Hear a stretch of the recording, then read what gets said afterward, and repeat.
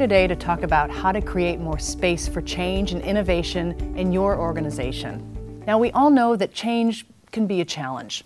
Change is something that all too often now we associate with complexity. It's not just about doing things differently or new, it's about taking on more.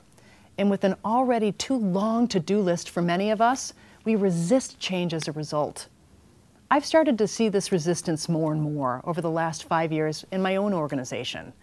I have a team of trainers and teachers around the world that teach leaders and organizations like yours how to better anticipate and activate change.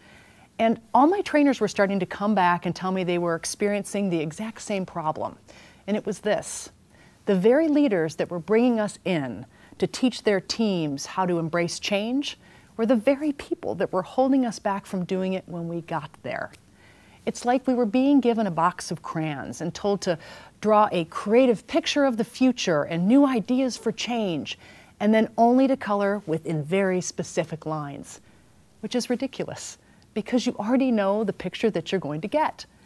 So I wanted to know, why is this happening? And I set out and I talked to over 10,000 people in different countries, cultures, companies, and here's what I learned. We're approaching change in all the wrong ways. The very things that we put in place to help us better change or innovate are often the very things that put a chokehold on it. Governance structures, policies, reports, procedures, all very important things.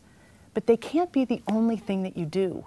And too often, they're an excuse not to do anything at all. Well, I wanted to change this. And so I worked with people to come up with a simpler approach to change. And I think too often with change, it's not about doing more, it's about doing less. It's starting by simplifying, by getting rid of or killing those things or rules that are holding us back to create the space for change that's very valuable. There's 3 techniques I think you can use that are very simple to create that space for change. The first is reversing assumptions. The second is asking killer questions. And the third is killing stupid rules. The first technique is reversing assumptions. This is a great technique to use if you're stuck in a rut or if you really want to disrupt a problem or process that's holding you back. I was working with HBO not too long ago, a great creative group, and they decided they wanted to shake up something that's mundane but holds them back from being more productive. And that was their weekly status meetings. So we looked at their meetings and we broke how they operate into all the assumptions that they had about those meetings. So here's what they said. The assumption they had was it's 1 hour a week, only managers can attend, and it had to be held in a conference room.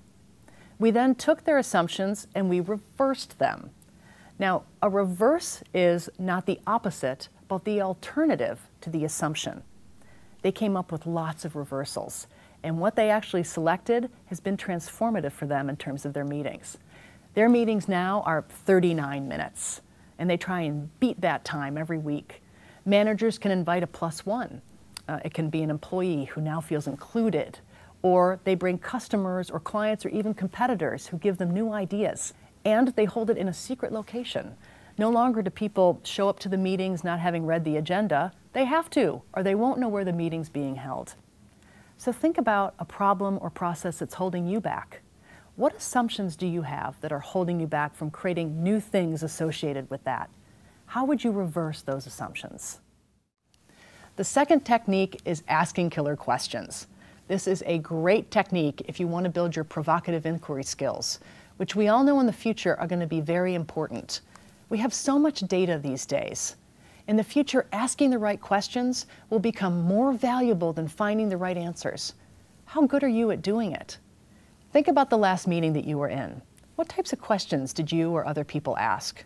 Were they provocative or were they boring?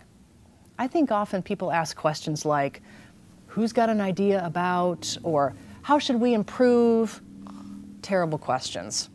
I want you to be able to get people out of their brainstem and into their frontal cortex. Ask questions like this. Which suffers more breakdowns? Our classroom experience, our work process, or our people? Why? Or what question would you love to ask our students, parents, or administration, but are too scared or embarrassed to ask? And finally, you've just written a tell-all book about your organization. What secrets does it reveal? Questions like these really get people to wake up. They can take a meeting from boring to brilliant. So ask yourself this: what killer question would you love to ask? Why haven't you asked it? The third technique is Kill a Stupid Rule, and I think you'll really like this technique. Kill a Stupid Rule is all about breaking down barriers and challenging the status quo. All too often, we follow rules because they're there. That's how it's always been. We assume that's how things have to be done. But what if some rules have outlived their time? Not too long ago, I was doing a Kill a Stupid Rule session with a division of Novartis Pharmaceuticals, a very regulated industry like yours, and many of the people there were frustrated because they felt they couldn't change anything because of government regulations or industry mandates. So we forced them within 30 minutes to come up with any rule within their division that they would love to kill or change. And after a little warming up, and that 30 minutes was over, they were able to kill over 100 rules, identify things as complicated as processes or as simple as meetings and reports that just weren't necessary anymore. Think about how you might do Kill a Stupid Rule if you're a teacher with students in your classroom, and how they could give you new ideas to improve the experience and learn better. Or if you're a principal, ask your teachers, how can we make the curriculum better, or how we work at school? Kill a Stupid Rule is a great technique to stop feeling like you have handcuffs and move to a way to have guardrails instead. Ask yourself this: if you could kill or change any 2 rules to be more innovative or effective at work, what would they be, and why? Change doesn't have to be complicated. It can be achieved in very simple ways. And if you use these 3 techniques, reversing assumptions, asking killer questions, and killing stupid rules, you'll be on the right track to creating more space for change and innovation in your organization. Change is a choice, and it can begin right now, right here, with you. Thank you.